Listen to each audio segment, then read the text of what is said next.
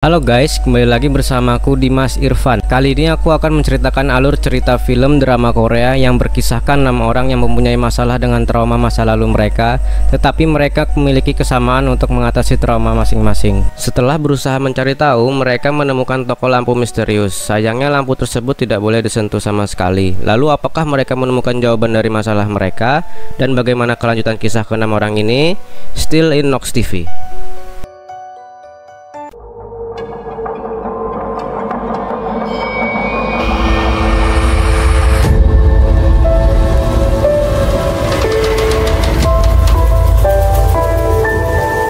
Berlatar di sebuah tempat toko lampu, tentunya toko lampu tersebut bukan toko lampu biasa. Toko lampu itu dikunjungi oleh orang-orang dan juga jiwa-jiwa antara hidup ataupun mati. Suatu ketika seorang pria yang bernama Yun Min selalu pulang tengah malam. Ketika turun dari bus, dia melihat seorang wanita yang mengarah kepadanya. Penasaran dengan apa yang dilakukan wanita tersebut, Yun Min mulai menyapa wanita itu. Wanita ini berkata bahwa handphonenya hilang. Jadi Yun Min berusaha untuk membantu wanita tersebut untuk menemukan handphonenya. Lalu Yun Min meminta agar si wanita memberikan nomor HP-nya untuk bisa menghubungi HP wanita tersebut. Akan tetapi respon dia hanya diam saja dan gak berkata apa-apa. Setelah itu Yun Min merasa bahwa sudah tengah malam dan dia juga butuh istirahat, dan dia meninggalkan wanita itu sendirian. Setelah waktu berlalu, keesokan harinya ketika dia turun lagi dari bus yang dia gunakan, dia melihat wanita itu lagi di sana.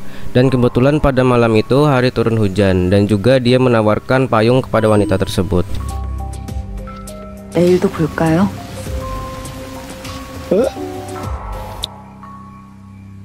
Yun Min bertanya apa yang terjadi, namun si wanita menjawab dia itu kedinginan dan pengen mampir ke rumah Yun Min.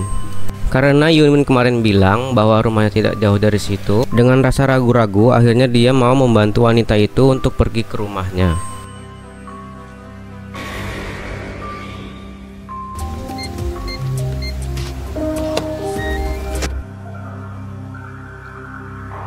Sesampainya mereka di rumah Yun Min, wanita itu nggak mau kalau misalkan lampunya dinyalain. Dengan rasa heran, pria tersebut bersikap cuek. Lalu dipersilahkan wanita itu masuk dan diberikan handuk agar si wanita tadi bisa mengeringkan badannya. Namun Yun Min seketika melihat ada yang aneh dengan wanita tersebut. Ketika dia memberikan handuk, dia melihat bahwa kuku wanita itu ternyata letaknya berbeda dengan kuku manusia biasa. Dan merasa ada yang gak beres, Yun Min merasa ketakutan dan dia sudah mulai gemetaran. Tapi dia mencoba untuk tetap tenang. Dan ketika dia keluar dari toilet, tiba-tiba saja si wanita itu membuka kopernya, yang ternyata isinya gunting, pisau, dan lain-lain. Dan dia sudah siap-siap menerkam Yun Min. Sementara itu di rumah sakit, tepatnya di ruang ICU, ada beberapa perawat di sana. Salah satu perawatnya bernama Kyo Won Jung Ji. Melihat rekan-rekannya sedang kecapean dan juga belum makan, kebetulan Yonggi sudah makan duluan. Jadi dia meminta mereka untuk beristirahat sejenak biar dia yang memantau monitor. Nah, ketika rekan-rekannya lagi makan dan juga istirahat, dia melihat ada seseorang yang datang ke ruang ICU. Terus Yonggi bertanya apa tujuan dia ke sana, dan si bapak bilang bahwa dia mencari kamar mayat. Dan tiba-tiba aja ada salah satu pasien yang kejang-kejang. Lalu Yongji menginformasikan kepada rekannya dan akhirnya mereka mencoba untuk menyelamatkan pasien itu, dan untungnya saja mereka berhasil. Terus Yongji teringat bahwa dia tadi akan melihat seseorang, dan ketika dia ke sana lagi, ternyata orang itu sudah tidak ada. Di tempat lainnya lagi, di sebuah lokasi, ada seseorang yang kedinginan banget dan dia membutuhkan kehangatan, dan dia juga ketakutan banget karena menurut dia dari pembicaraan yang dia bicarakan sendiri bahwa dia itu dikejar-kejar sama seekor anjing. Dan di sebuah toko lampu yang hanya buka setiap malam hari sampai larut malam, yang dihuni oleh seseorang yang bernama Jung Won Yong. Nah, ada yang datang ke toko itu, ya memang seperti ini orang-orang biasanya. Tapi pun Jung tahu bahwa yang datang ke tokonya dia itu bukan hanya manusia saja. Ada yang manusia biasa, tapi ada juga yang bukan manusia. Salah satunya adalah orang ini. Dia adalah orang yang dilihat sama Yongji di rumah sakit. Lalu Wong Yong bertanya apa tujuan si bapak ke sana, tapi dia hanya diam saja, melihat lampu sejenak, dan dia langsung pergi meninggalkan tempat itu. Gak lama setelah itu ada lagi orang yang datang. Nah, yang datang kali ini itu adalah seorang manusia biasa. Kalau misalkan manusia biasa datang ke toko Won, mereka membeli lampu sesuai dengan keinginan mereka, dan gak diam aja kayak yang tadi. Setelah wanita itu pergi, tiba-tiba aja datang seorang pelanggan. Nah, pelanggan kali ini adalah pria yang kedinginan tadi. Jadi dia pengen mencari sesuatu yang hangat. Cuman Won Young bilang tokonya itu cuman jual lampu, nggak ada jual kayak gitu. Lalu dia bertanya, apakah Won Young melihat seekor anjing? Won Young bilang enggak, dia nggak melihat apa-apa dan anjingnya itu juga tidak masuk ataupun lewat di depan tokonya. Setelah pria tadi keluar, tidak lama setelah itu datang lagi seorang ibu-ibu. Dengan keadaan basah, ibu itu masuk ke dalam toko dan kebetulan di luar sedang hujan. Lalu ibu itu melihat ke arah lampu. Pria penjaga toko memerintahkan untuk jangan menyentuh barang-barang yang di sana. Kalau misalkan mau beli, beli saja, dan juga bertanya barang apa yang dibutuhkan. Ketika ditanya penjaga toko, dia diam saja dan ibu itu langsung pergi. Nah, sementara itu di sebuah sekolah, ketika murid-murid lagi bersama-sama, ada salah satu murid siswi yang diam aja dan juga bolak-balik. Lalu ada seseorang yang menyadari itu.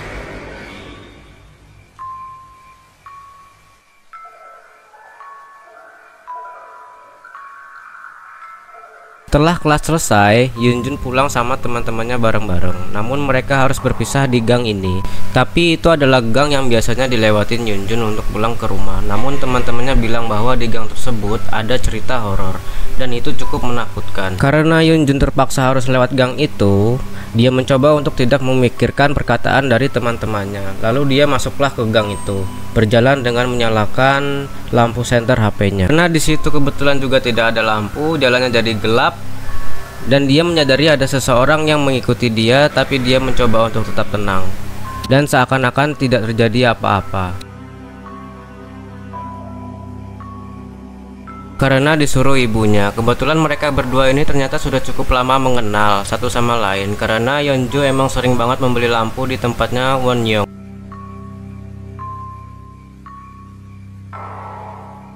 Lalu Yunjun mencoba bercerita kepada Won Young tentang cerita hantu yang dikatakan oleh teman-temannya, dan katanya dia memang sempat melihatnya tapi dia ragu. Lalu Won Young bercerita kepada Yunju, dia bilang hal yang dilihat sama Yunju adalah hal yang sama yang bisa dia lihat. Ada di mana orang-orang bisa melihat sesuatu yang tidak bisa dilihat sama manusia biasa, seperti makhluk tak kasat mata. Lalu Won Young juga bilang yang datang ke toko dia itu ada manusia dan juga ada yang bukan manusia. Dan dia juga cukup sulit untuk membedakan mereka. Kadang mereka bisa berbaur seperti halnya manusia biasa. Lalu Yunjun nanya cara membedakannya gimana, dan kalau misalkan Yunjun berjumpa dengan mereka itu gimana. Lalu Won Young bilang udah pura-pura nggak lihat aja, dan kalau terlanjur melihat mereka pura-pura bersikap biasa dan juga santai. Dan tiba-tiba saja Yunju ditunjukkan dengan sosok asli Won Young yang ternyata sudah tua dari pantulan kaca di mejanya. Nah, setelah itu Yunju berterima kasih kepada Won Young atas cerita dan pesannya. Dan sebelum Yunju pulang, Won Young sempat memberikan dia senter agar Yunju bisa pulang dengan selamat. Lalu setelah Yunju berjalan ke arah rumahnya, dan ketika ia sudah sampai depan pintu rumah, tiba-tiba saja dia melihat seseorang perempuan baru keluar dari sebuah rumah. Dan ternyata dia adalah orang yang bertemu dengan Yunmin tadi, dan kopernya penuh dengan darah. Keesokan harinya ada seseorang perempuan yang bernama Yoon Sun Hee, di mana dia ini mencari sebuah tempat tinggal yang jauh dari keramaian, namun juga agak sedikit low budget. Setelah dia bertemu dengan pemilik rumah, dan sebenarnya dia pengen tempat yang lain, cuman si pemilik rumah itu bilang tinggal itu satu-satunya yang tersisa dan sesuai dengan budget Yoon Sun Hee. Namun setelah Sun Hee ini melihat-lihat ke dalam rumahnya, dia menemukan satu pintu di dalam rumah yang tidak boleh dibuka. Lalu muncullah rasa penasaran Sun Hee, namun si pemilik rumah bilang, udah pokoknya pintu itu tidak bisa dibuka, dan kalau misalkan nggak mau ya sudah, karena cuman itu sisa stok terakhir rumah yang sesuai dengan budget Sun Hee. Pada awalnya Sun Hee nggak mau, tapi setelah dia pikir-pikir ya sudahlah. Akhirnya dia masuk ke tempat itu dan membawa barang-barangnya, dan dia juga membersihkan tempat tersebut. Setelah disusun barang-barangnya, dia cukup tenang karena sesuai dengan keinginannya. Namu harero. Dan pada malam harinya ada seseorang siswa yang bernama Jiung. Dia lewat dari tempat yang cukup gelap, yang dimana tempat itu adalah gang rumahnya Sun Hee. Karena ketakutan banget, pria ini mencoba untuk bernyanyi agar rasa ketakutannya sedikit menghilang. Nyanyiannya Jiung sebenarnya cukup mengganggu konsentrasinya Sun Hee, tapi dia mencoba untuk tetap fokus. Lalu tiba-tiba saja Jiung sampai di toko lampu milik dari Won Young.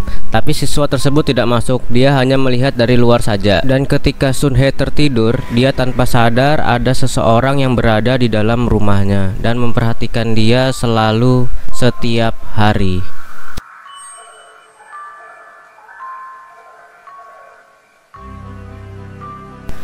Dan ketika Sun Hye terbangun, lampu di rumahnya itu tiba-tiba saja mati.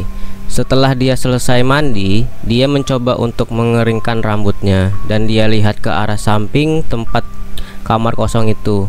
Ada sesuatu yang mencurigakan. Tiba-tiba saja lampu di rumah Sun Hye mati lagi, tapi ruangan yang nggak boleh dibuka itu terlihat cukup terang. Berarti lampu di sana hidup dong.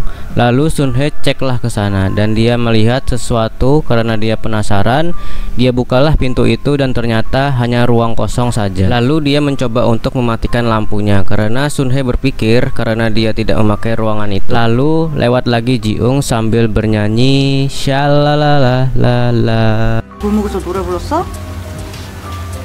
Dan akhirnya Sun Hye tahu siapakah sosok yang sering mengganggu konsentrasinya dan sering bernyanyi, yaitu Ji-ung. Tapi Ji-ung melihat sesuatu yang tidak biasa di belakang Sun Hye.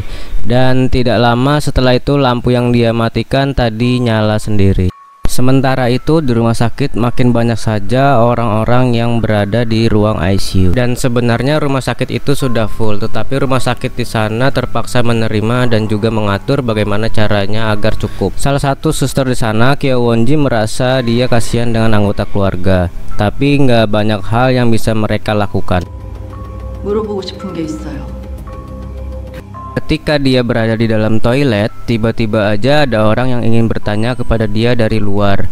Dan dia kira itu adalah orang biasa dan juga dia kira itu adalah anggota keluarga. Dan dia tanya bagaimana caranya pasien itu bisa bertahan hidup. Lalu Yongji bercerita bahwa dia dulu mengalami koma dan dokter juga mengatakan hal itu kepada anggota keluarganya. Lalu entah bagaimana keajaiban datang dan tiba-tiba dia sadar kembali. Namun ternyata setelah itu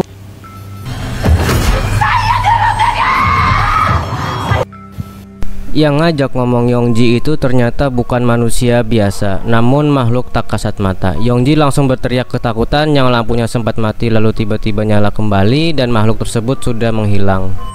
Dan ketika Yongji keluar, di luar dia bertemu dengan ibu-ibu yang sedang bersih-bersih.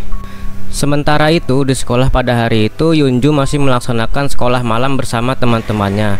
Setelah pulang sekolah karena kelasnya sudah selesai, tapi salah satu temannya itu nggak mau pulang karena dia mau di sana aja untuk beberapa saat. Dan ya sudah, karena Yunju ingin cepat pulang dan bertemu ibunya, jadi dia tinggalkanlah temannya di sana itu sendirian. Karena Yunju sudah membujuk terus agar temannya ini cepat pulang, tapi tetap saja temannya ini nggak mau pulang. Yunju seperti biasa melewati gang yang gelap itu, lalu dia nyalakanlah senter yang diberikan oleh Won Young dan dia mulai berjalan ke arah gang gelap itu. Ketika dia berjalan di gang itu, dia melihat seseorang di sana berdiri tanpa payung. Lalu dia tawarinlah untuk memakai payungnya itu. 쓰실래요? Ternyata itu adalah ibu-ibu yang sempat datang ke toko lampunya Won Young. Sebenarnya ibu-ibu tadi sudah pergi, tetapi Yunju tetap mengikuti dia karena dia nggak tega melihat ibu-ibu itu kehujanan. Akhirnya mereka pun pergi bersama ke tempat lampu itu rencananya. Lalu tiba-tiba saja Yunjun menyadari bahwa rambut si ibu tadi agak aneh dan dia mengingat kalimat si penjual lampu. Kalau bertemu dengan orang yang mencurigakan, pura-pura enggak terjadi apa-apa. Karena Yunjun sudah merasa ketakutan banget dan tiba-tiba aja iya, benar aja si ibu tadi berubah menjadi orang yang sangat-sangat tinggi dan itu membuat si Yunjun sangat ketakutan banget dan dia langsung berlari dan untungnya saja dia bertemu dengan si Won Young, pemilik toko lampu. Lalu pemilik toko lampu menyuruh Yunjun untuk pulang saja dan biar dia saja yang menghadapi si ibu tadi. Lalu ketika dilihat sama Won Young, si ibu tadi nggak jadi bergerak dan tiba-tiba tubuhnya mengecil lagi dan berbalik lalu pergi meninggalkan Won Young. Kembali ke sekolah, temannya Yunjun tadi akhirnya terbangun dan dia baru sadar kalau teman-teman nggak nungguin dia. Dan tiba-tiba saja di samping dia ada siswa yang sendirian tadi. Tiba-tiba aja dia udah ada di kelas. Ngomong-ngomong, si Eda ini tiba-tiba bertemu dengan si Ji-ung. Lalu si Ji-ung menawarkan dia payung karena merasa kasihan karena melihat wanita ini kehujanan. Dan akhirnya dia tawarinlah untuk pergi ke toko lampu. Pada waktu itu Sun Hye lagi mandi dan tiba-tiba selesai mandi, dia menyadari bahwa ada rambut panjang yang dia temukan. Padahal kan rambut Sun Hye ini pendek. Langsunglah dia gemetaran dan juga ketakutan. Setelah selesai mandi, dia ceklah ke rumahnya karena tiba-tiba lampunya mati lagi dan dia cek semua semua ruangan karena menurut dia ada yang sangat-sangat mencurigakan. Dan di ruangan yang sudah dia matikan, lampu itu menyala lagi.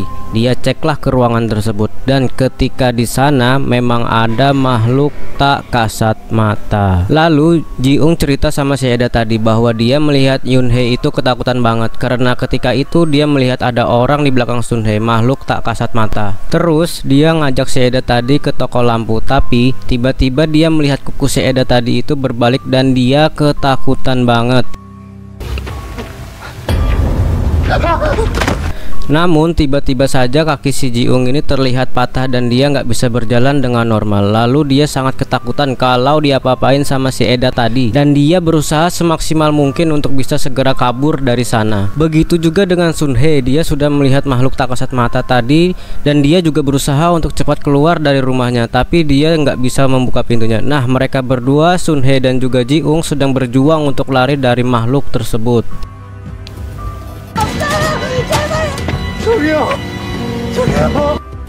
Namun saking ketakutannya mereka berdua itu kesulitan untuk bisa kabur dari sana. Apakah Sun-hee dan juga Ji-ung bisa berjuang untuk terlepas dari makhluk-makhluk tersebut? Sementara itu di tokonya Won-young kedatangan lagi seseorang, dan ternyata yang datang adalah si Eda yang bertemu dengan si Ji-ung tadi. Ngomong-ngomong, wanita ini bernama Ji-young. Dia datang ke sana dan Won-young menanya apa tujuan dari Ji-young ke sana. Terus tiba-tiba aja ada seseorang detektif datang lagi, katanya dia mencari seseorang.